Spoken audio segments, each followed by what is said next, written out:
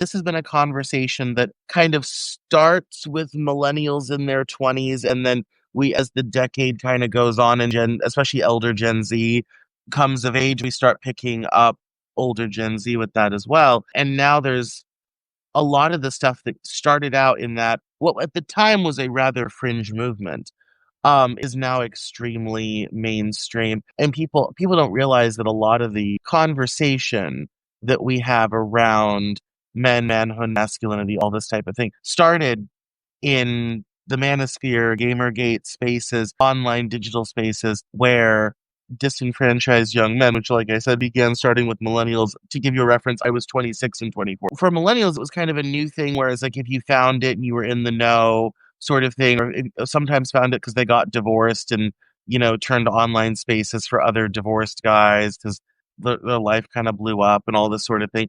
And what I found, a lot of older and certainly younger Gen Z dudes, they were sucked right into all of that. They were middle school, high school when a lot of that stuff really started popping up. And so they just they never even had a chance to not get sucked into it. They really got shunted right into it, especially with some of the um woke cultural changes and shifts that were happening in the I think for a lot of young dudes who felt very left out of society, very disaffected, didn't know what to do, felt like their sexuality was being demonized, being male was being demonized. They were looking for someone, something, somewhere. And lo and behold, there was a whole online community and world ready to talk about it, address it, deal with it, and validate a lot of the things that they were feeling.